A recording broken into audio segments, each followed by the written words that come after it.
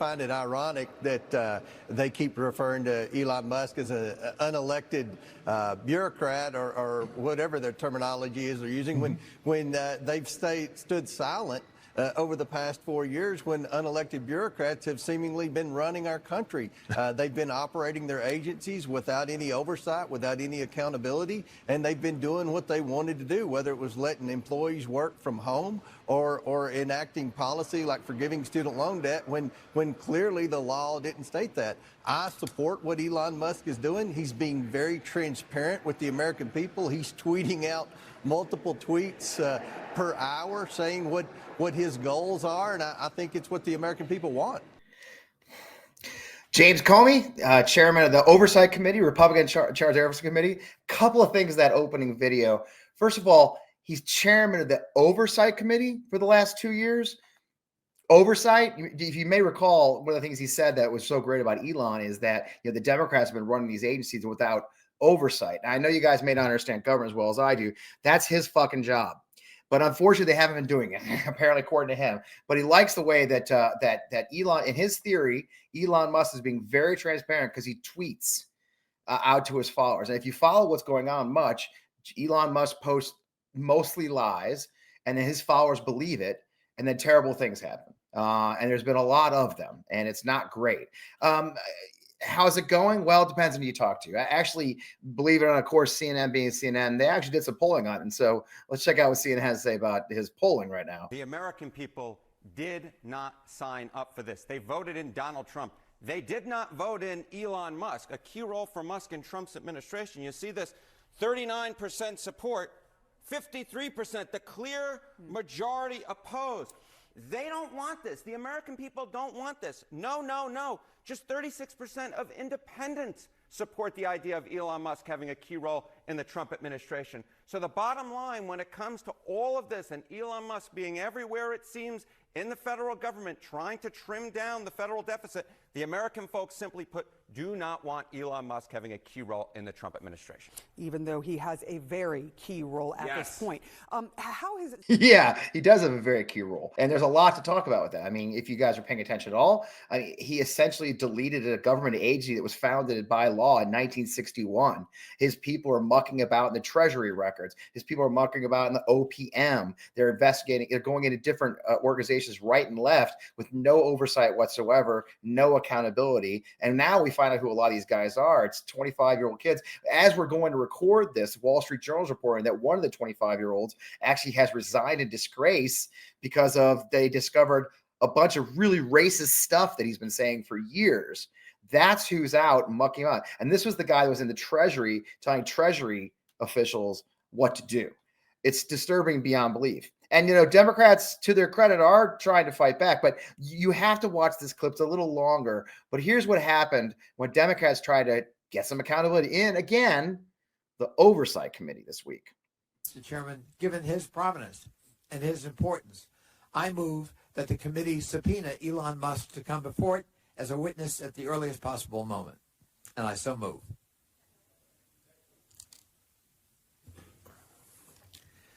There's been a motion and second. The motion is not debatable. Mr. Chairman, why is it not debatable? Point of order. It is debatable. Mr. Chair, I strike the last one. Hold on. Mr. Chairman. Can I table the motion? Okay. Mr. Chairman, why don't we want to debate Elon Musk coming in and talking to us about his work and how he's enriched himself for $64 billion. Mr. Chairman. Mr. Chairman. Chair recognizes Dr. Fox. Thank you, Mr. Chairman. I move to table the motion. There's I a second. motion to table. There's a second. Chairman. Second by Mr. Higgins. Point of order. Now, Mr. the motion is not debatable. As many Point of order, Mr. are in Chairman. favor of tabling. Point of order. State your point. Mr. Chairman, I think it's outrageous that this committee will not even entertain a motion. No, you state your. That's not a point of order. Somebody You know, who's breaking the law. dismantling our federal agencies, There's been a motion. data, and you will not even entertain a motion to bring this to the president. Are in favor of tabling. Yes, let's have order in this country. Sainsbury, you're out of order. You know you're out of order. You know the rules of this committee. There's been a motion. Mr. Elon Musk is out of order and dismantling. He's out of order. I call the question. There's been a motion and second. Motion by Dr. Fox, second by Mr. Higgins to table. All those in favor of tabling signify by saying aye. Aye.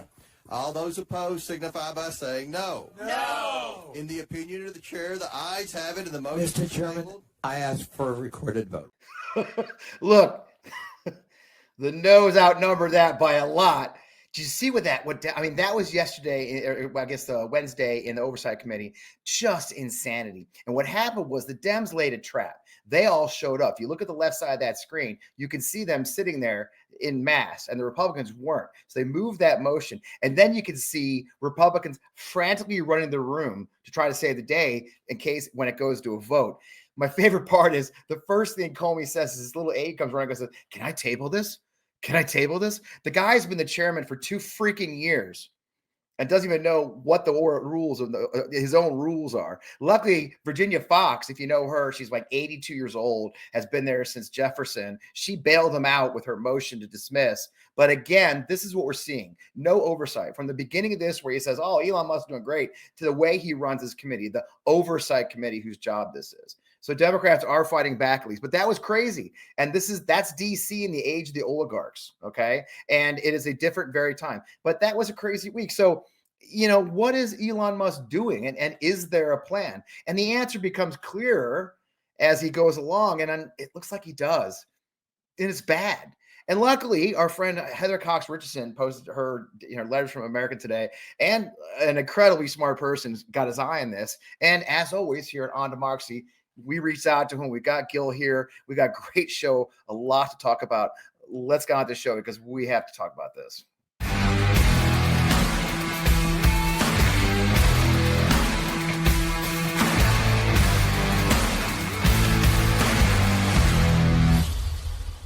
Welcome. I am Fred Wellman, host of On Democracy with FP Wellman. You are in the right place right here on the MeidasTouch Network. I always say it's been a crazy week in Washington. Holy shit, was it a crazy week in Washington? And it just gets crazier. And as we watch these events unfold, I really want to talk to the people who are keeping an eye on it. And I'll tell you who's doing that. Elon Musk has gone in there, and it's increasingly clear the Republicans have no intention of having any checks and balances on Trump or acting President Musk, and his Doge teams have been bullying government officials. I actually read a story today that OPM's morale has collapsed because one of these 25-year-olds was yelling at a senior director, calling him an idiot in the office. It is insanity up there. But some folks here are seeing a pattern from the bizarre and frankly dystopian visions of a group of Silicon Valley leaders and their philosophical muse and a disturbing software developer. Gil Duran is an American journalist based in San Francisco. He serves the California opinion editor for the Sacramento Bee, editorial page editor for the San Francisco Examiner. He's worked in California politics for, I think, half his adult life like me. And we're very glad, we're lucky to have Gil join us. Gil writes the Nerd Reich, an incredible, great newsletter about politics of Silicon Valley and otherwise. Gil, welcome on Democracy. I really appreciate you jumping on this opportunity. Thanks for having me. So, Gil, yeah, we were talking the pre-show about how Heather Cox Richardson met you today, and suddenly you've got a lot of attention. But you've written about. I read your article. I think it was July. You wrote about Peter Thiel and J.D. Vance's vision, the Silicon Valley vision of and the philosophy of a guy named Curtis Yarvin. Can you tell us a little bit? I guess start there. When you saw J.D. Vance get nominated, you kind of saw some concerns right away with your understanding of this philosophical people they have behind that, didn't you? Yeah, definitely. Well, I spent a lot of last year writing a series for the New Republic about something called the network state. That's this ideology coming out of Silicon Valley that calls for tech billionaires and their followers to take over governments around the world and basically become the main power center for the entire globe. And it involves, replacing existing money with crypto, replacing existing governments with tech-run governments, replacing existing media institutions with media outlets that answer to tech CEOs in particular. There's a whole theory they've been spelling out for years in conferences, in books, in podcasts, in interviews. And the group of people who are behind this are the people we hear a lot about now: Elon Musk, Peter Thiel, Mark Andreessen. All the people involved with their hands on the Trump administration are the people I was writing about last year. And to some people, it kind of sounded like a conspiracy theory or kind of something overhyped It's or fiction overheated. novel, right? Yeah, I mean, And that was my fear. But again, I'm not using leaked documents or conversations with shadowy figures. This is all the stuff that they've put online, that they've published, that they've said. And all I did was listen very carefully and outline what it was they were doing. Unfortunately, we are now living that reality. So last summer, when J.D. Vance became the vice presidential nominee, I wrote a piece about his relationship with a guy named Curtis Yarvin, who's called the house philosopher of the Peter Thiel verse. That's the world around Peter Thiel. And Curtis Yarvin has some very specific ideas about what should be done with American democracy. And I think they'll sound very familiar to anybody who's been watching the news lately. Yeah, and that movement that you called the what's it does far right neo reaction or anarchist movement, the dark enlightenment, right? And that's dictators should all. I mean, Yarvin's philosophy talks, and you said he was the house philosopher. And then one of the things you wrote about was rage, right? Which sounds like Doge. Can you tell what we mean? What is the concept of rage? Well, in 2012, Curtis Yarvin, under his nickname of Mincius Moldbug, which he has used a long time online, gave a speech in which the speech was about how to reboot the US government. And at the heart of how to reboot the US government was an idea he called RAGE, R-A-G-E, retire all government employees, which is essentially a purge of the federal government and then replacing those purged experts and career civil servants with people who answer to what he described as a dictator. And he said that if Americans want real reform in their government, they're going to have to get rid of their so-called dictator phobia. The idea here is that the federal government, that the bureaucracy has too much power over our lives, and that instead we should have a dictatorship where every rule, every regulation should be subject to one person's dictatorial whims. Before he started calling this a CEO kind of government, he described it as a return to monarchy, a return to kings, essentially. So this is a very anti-democratic philosophy that we're seeing here.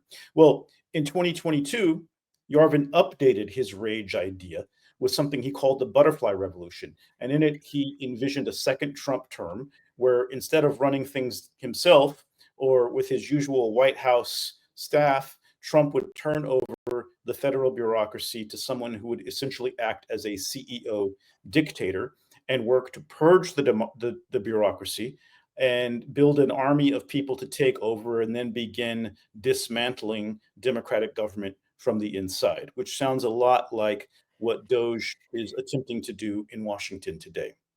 I'm not a big believer in coincidence, right? I mean, RAGEDOGE. I mean, it almost feels like this was a plan. It feels more. And again, it is so weird. I mean, I spent the whole day. I'm not gonna lie to you, Gil. I spent a good day bar today getting ready for us, and I was like, this is crazy. Like this.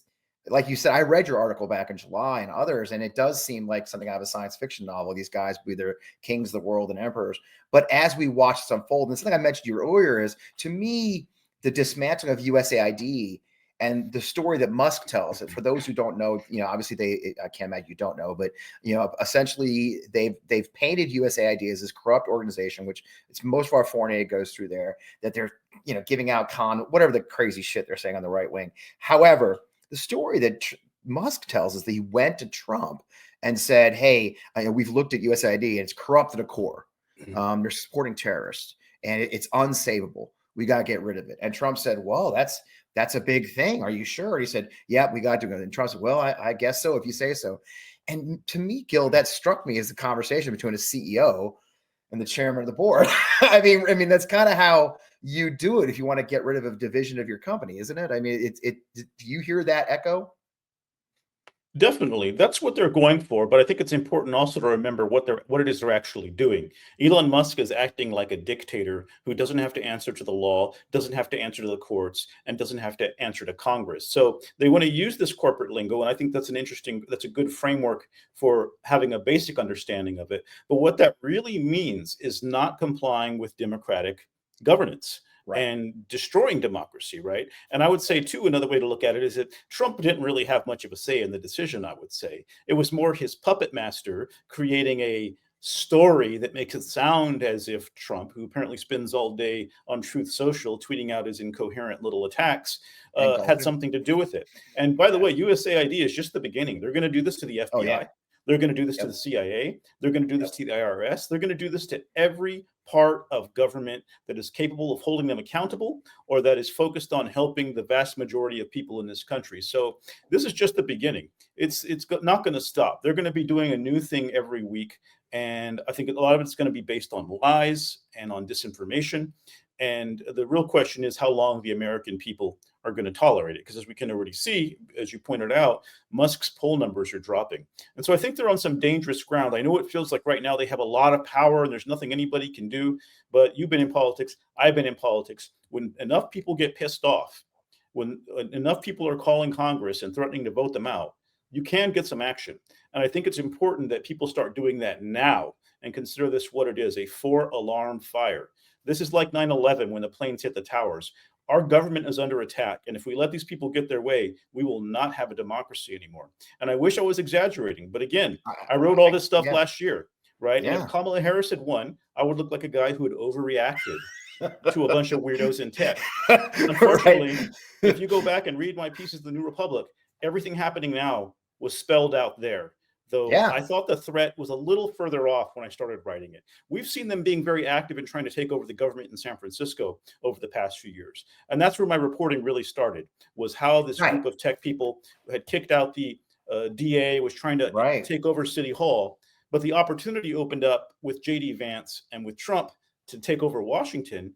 And now San Francisco is secondary. They're doing the exact same thing, but on a federal level. And the whole plan has been spelled out in public for years.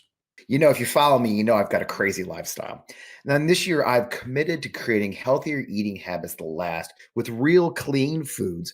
And I'm glad that Green Chef makes it easy with recipes curated for a variety of lifestyles and dietary needs like mine. Look, and I've always been, well, let's be honest, I haven't always been focused on better eating habits that last.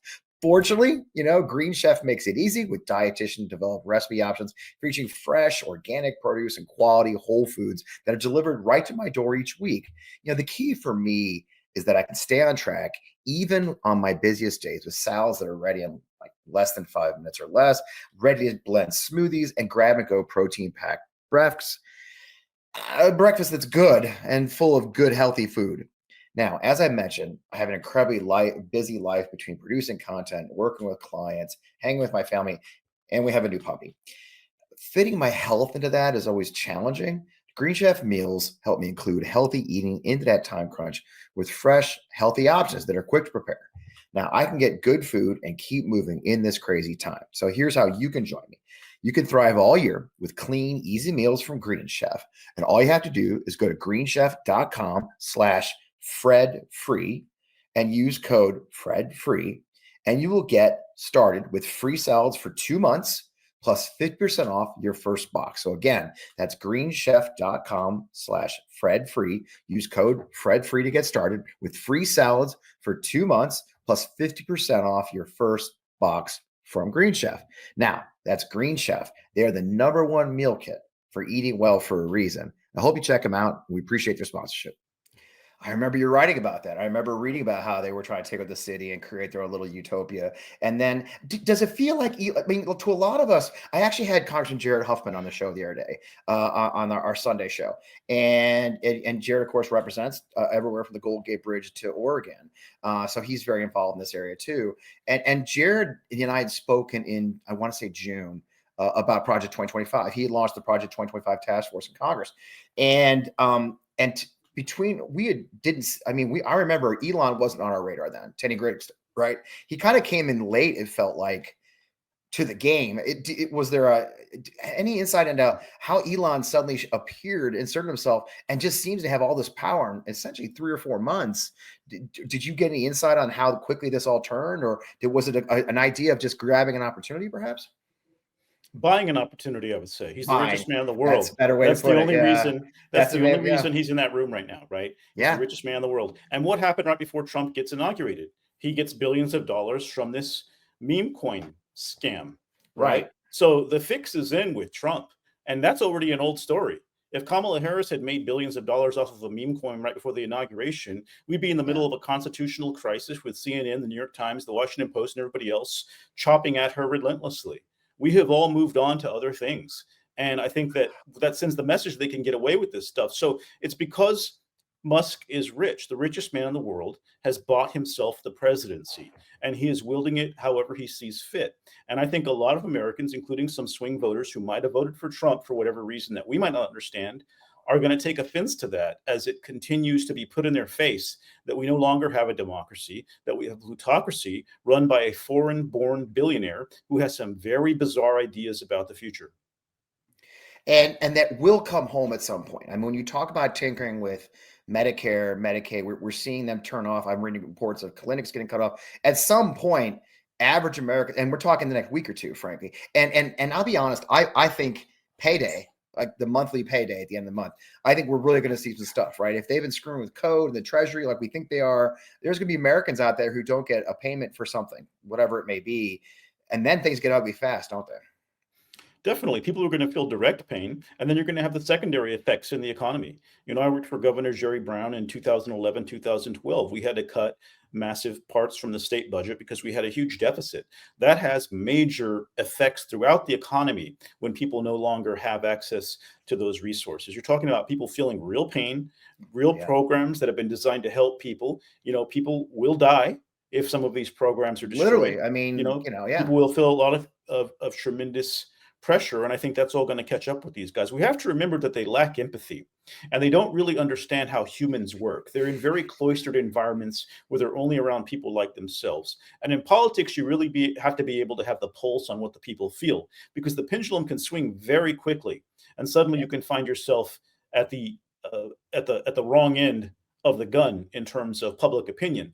And I think that'll happen, but I think we all have to work to make it happen. I'm glad to see Democrats finally start to fight. There's been this vibe out there of, oh, we're just going to stay on the sidelines and let them do whatever they want. This is not the time to fight back. Pick your battles. Don't react to everything, right? Well, this is the battle for democracy. This is the battle. And if you don't have the stamina and the desire and the willingness to stand up for the country now, then you should step aside and let someone else do it. And I think that'd be my message to the Democrats. I remember I don't come from the far left. I worked for Dianne Feinstein for crying out loud. But it's been disgusting to watch so far Democrats be weak. We're starting to see that change, as we saw in that hearing there. But we got to create spectacles every day, and we got to let people know that Elon Musk thinks he bought our presidency and can destroy our democracy. I couldn't agree with you more. I was texting like crazy. My friends are representatives. I was thrilled to see Andy Kim there Monday morning. First thing Monday morning, pound on the door, followed at 1 o'clock by a bunch. My good friend Eugene Vindman was there, pounding on the door. I mean, I do think it's the one thing I think our Democrats fail to understand is the power of the spectacle. And you can see it in this new administration. I don't know if you saw this, but when Trump came into office, I think he had 10% plus 10% on the border immigration stuff and polls. After they had the film of the Marines flying their Ospreys and trucks to the border, within days it went to 22%. The Republicans have always understood that spectacle, that show not tell, that action, and it feels like Democrats are kind of waking up to it now. Like you saw the spectacle. We saw that the Senate had a filibuster this week, right? Thursday night they spent overnight filibustering Vaught going forward. They did stop Patel for a week, so it is good to see fighting. One of the things I did skip over, and I think it's important we have the conversation, is that let's go back to Curtis Yarvin, and he said some really dark shit. There's no other way to say it. I mean, talk about like what was a soft genocide was the term in one article, but then he's also talked something and I'm a science fiction guy. Obviously, you've heard several times. There's Star Wars art here somewhere in the studio, but he talks about a full power start, a full power reboot of the government. You mentioned that in your article. Can you tell people what? I think that's what we're seeing, right? This full. Can you please explain what do you mean by a full reboot of the government, like a full power start when you talk about that philosophy? Well, the metaphor comes from Star Trek, and it involves a very dangerous maneuver where you have to restart the spaceship in a way that could also cause it to implode. And it's this dramatic effect in Star Trek where they have to almost do this, and usually they don't have to go through with it because Spock or someone else figures out a workaround. Right. So that was the from science fiction, the metaphor there. But the idea is we're going to do something very dangerous that could destroy our government in order to restart it and rebuild it in our own image. Right? We're going to destroy as much of it as we can and see how much we can get away with. And I do think that they're in a race against time here. They're moving so fast because they know that it could get old. They know it could become unpopular. So I think the goal is to do as much permanent damage to the government as possible so that they can, if suddenly they're no longer able to be there and Elon Musk can't just have his way with our government, that people are filling the streets and protesting this, that they have done as much as they can. That's why the rush, as you know, having been in politics, to do too much change too quickly is very, very dangerous strategically throughout history. Yes. You can get into a lot of trouble doing that. And they don't seem to be playing by the rules of history. They are trying to make history by really collapsing American power is the only way I can say it. If we're weaker in the world, I don't think that's what most people thought they were getting when they thought they were signing up for Make America Great Again. This is going to make America weaker than it's ever been. And it's not clear who's benefiting from that besides a handful of very strange billionaires who do not care about you or your family or American democracy. I mean, Zuckerberg built himself a compound on Maui or the Big Island of Hawaii, right? These guys have built like their own little fortresses, away from it all, giant yachts that drive around the world. I mean, it is dystopian as shit, and you're right. That full power restart got me. And that's what we're seeing. I've been likening a lot to just pulling the wires to see what breaks. Which is a technique in tech, but it's not a approved technique just to see what lights turn off. One of the theories I've been saying, for example, like USAID, is they're going to get all these 10,000, their plan is to get these 10,000 people home as fast as possible. And by the time a judge finally gets around to having a hearing, they're going to say to the judge, it's too late.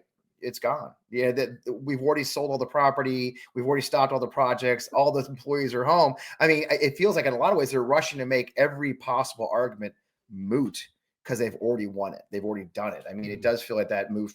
Does that make sense to you? Yeah, back in 2020 or 2021, JD Vance gave an interview where he said they should completely defy the courts and just basically ram the courts with as much as possible so that they can't possibly respond to it all. It's like a game of whack-a-mole. Every time you turn around, there's more challenges. And what are you going to do if they defy the law? Trump will pardon anybody who does this stuff and breaks the law. There's no consequence for it. So in that way, there's a very dangerous time there. And I will say they don't have a problem with breaking democracy or destroying the country because they don't actually plan to live here. At the heart of the network state philosophy that I spelled out last year is the idea that nation states around the world are going to collapse. And what they're going to create in its place are smaller territories completely controlled by CEOs and by billionaires. So, Elon Musk could have his own country. Different people could have their own countries. There are these projects right now all around the world being created and funded by these billionaires. And I know that sounds crazy, but when you Google the network state and look it up, I thought it was important to point out the origins of this dismantlement of government, because when you understand where it's coming from, these people have also been clear about what their overall plan is. And it is to destroy democracy. That's what I was going to ask you. Like, what's the goal here? I mean, destroy democracy. Yeah, to make sure that in the future that the 21st century belongs to the wealthiest people, that they no longer have to answer to democracy, to the people or to politicians, and that they have their own little corporate dictatorships called network states or patchworks or special economic zones, you name it. And so the weakening of the United States as a nation state very much fits into that philosophy. And it explains why there doesn't seem to be why there's such a rush towards short-term thinking and destruction right now, because they do have a plan and it does not involve being in this country, in this democracy with the rest of us. And that's not me saying that. That's not me analyzing that or putting my spin on it. That's what they said in books, in conferences, and in podcasts. And all I did was write it down and explain it to people in a way that made it easy to understand. And that's what bothers me is everybody will say, "Oh, conspiracy theory." No, they've literally said this is their plan. It's not pulling strings. It's not seeing dots where there aren't any, like Q, for God's sake. These aren't Q drops. These are no shit books, right? And no shit speeches they've given. And here we are. Yeah, this is them saying the thing, and now we see them doing the thing. And so it's not a theory if you can see it on TV, and if they have said, yes, this is what we are doing. So, and even in things like Doge versus Rage, it's all there. You know, they're not exactly trying to hide, right? You wouldn't want to go and release your entire theory. I've compared them cartoon villains, where they're like, look at the camera and say, ha ha ha ha, now I'm gonna do the bad thing and nobody can stop me. That's kind of what they've done by putting it all out there. I think that's a strategic mistake, but only if people know what's really going on and can react with information to stop them. And so that's been my role at the Nerd Reich blog, newsletter, and in my pieces in the New Republic, and a few I wrote for the San Francisco Chronicle, was to help people understand this is not random chaos. This is an organized strategy. It's been spelled out for years, and it's this very small group of people. And if we band together and push back, we can defeat them and send them on the run. Not immediately, but eventually.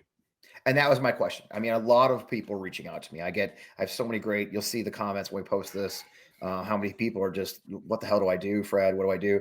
I guess you said kind of the pressure does work. I mean, a huge crowd outside Treasury can scare them a little bit. I mean, is that how we do? Do we use our voices? Do we pressure our Democratic members of Congress and others to truly put their foot down? I mean, courts are, I mean, it feels like maybe the answer is all that stuff, right? Throw everything we can in every which way, right? Yeah, definitely. And when the major protests come, make sure you go to them as well. And make sure you keep the pressure on all of your elected officials, from the local level to the federal level. Make it clear that this whole idea of staying on the sidelines and waiting and seeing is not acceptable. You know, these guys are also making inroads with some Democrats, crypto money pouring into Democratic campaigns. You know, crypto is the enemy. Crypto is an important part of their whole ideology. And it's this fake money that they can throw at anybody and buy anybody. And so anybody trying to make any part of this project happen has to be viewed with real suspicion. And that includes some Democrats who I actually admire and think highly of. But anybody who thinks there's a way to do a middle ground or a negotiation with these people is delusional. This is about authoritarianism. This is about tech fascism. And this is about the end of America. Well, that sums it up pretty good. Probably a good place to work. Oh, Gil, I'd love to say I enjoyed this conversation, but I did. But it's, you know, I have nothing but love for it. But my God, I mean, it is. But at this point, we can't deny it. You'd have to be delusional not to see what's in front of our faces being shown. What Musk has done in the last 2 weeks is so clear, tying into what you've been writing about and seeing for the last several years. And now here it is. So I guess the answers are going to have to push we call them the Midas Mighty that watch MeidasTouch, is get in the fight in whatever way you can and fight back. So. Wow. Well, Gil, thanks for joining us. Thank you for this great work. I mean, incredible. And I've been putting up everybody goes follows at the nerdreich.com. Where else can people find you? I'm also at the Frame Lab newsletter that I write with Dr. George Lakoff about language and politics. And I'm on Blue Sky at gilduran.com. Great. Well, hopefully get some more followers. I think you're going to have a few more. And I'll stay in touch. Stay in touch if you need anything from us. But, man, thanks for keeping up the good work. And we'll talk to you soon. Thanks for having me. Thanks for joining the show. Well, I'd love to say, you know, this is great, but I mean, you can hear it all. You can see it when you watch what we're talking about, what Gil's been saying, just how key this is. The dots are there. They're being connected. They're not following. I think one of the key things you just heard Gil say is they're not following usual politics, right? It is they're moving fast and breaking as fast. The idea of shutting down a federal agency like USAID, bringing all the employees home within days, that's unheard of. And it's on purpose. It's so that we will not know what's going on, that we will be unable to stop it. It'll be too late. It's a coup. This is a coup. He never used the word. I'll use the word. We are in the midst of the first actual coup in U.S. history. Sure, January 6th was bad. This is totally different. They have a plan. They have a philosophy, and they have the people they wanted to do it. Hell, even if we get rid of Donald Trump, J.D. Vance is in the wings. So we have to fight this now. We've got to get Elon Musk out of the government. We've got to get these billionaires out of the way. And it's going to take all of us. You heard the voices do work. The fact I take great heart in the reporting this young man, this 25-year-old kid who was at Treasury, was forced to resign in disgrace because of his outlandish racism. So that tells you there are still guardrails, that the media still has a role to play in this to stop it, that those who are in charge are answerable to us on both sides of the aisle. Democrats are reporting, Axios reported this week that they're getting record numbers of calls from people like us telling them that they need to do more. They need to get in the fight. Well, I agree. They need to get in the fight. So we have voices and power. Sign the petition. Get involved in groups like ACLU. Get involved in groups like Democracy Forward, who we talked to last week. Get involved in these marches. Go and show them that we won't allow our country to be taken away from us. So there's a lot going on, and they're doing it on purpose. There's lawsuits after lawsuits. I stopped trying to list them all. There's so many. But I think for me, the takeaway from my conversation with Gil today and everyone as we talk to this is it's very clear. The power is in our hands to stop this, but it's very, very tenuous. The clock is ticking. And I've never, you guys know I'm a positive guy. You know, I believe in our democracy. It's called on democracy. I served 22 years in the Army, good chunk of it flying those things. And I've never been more worried about our democracy in my entire life. And I don't say that lightly. It is up to us to fight back. So, and we're armed with information like Gil. So go to the nerdreich.com, the nerdreich.com. As always, you can find us here on the MeidasTouch network. Follow me on Blue Sky, FP Wellman at Blue Sky, and of course, still on Twitter, because that's where you can find news. In the meantime, of course, I would love you to follow and subscribe to the On Democracy channel on YouTube. We've got all shows. We have a new our Sunday show this week's going to have a number of really cool people. We're going to have Leah Greenberg, the co-founder of Indivisible. Bunch of other cool people. Got one of our senators coming, probably a lot of great show. That's Sunday mornings right here on the On Democracy channel, YouTube channel, and elsewhere. That is at 11 a.m. Eastern, 8 a.m. Pacific, the Sunday show. In the meantime, keep on following. Thank you to our sponsors. I can tell you, folks, our democracy is in our own hands. It's up to us to put up a fight, and this is the moment. If you've been wondering what you would do had you been around in the 30s in Germany or otherwise, if you've been around in Hungary when things were falling, here's your chance. Here's your chance to step up, because our brothers and sisters, fellow Americans, whoever they voted for, they didn't vote for this. They didn't. Okay. So we have to put a little bit aside, right, to find ways to fight back together. And so that's what we're going to do. Again, I'm Fred Wellman, host of On Democracy, FP Wellman. This is the place right here in MeidasTouch. We'll see you next week. Keep on the fight.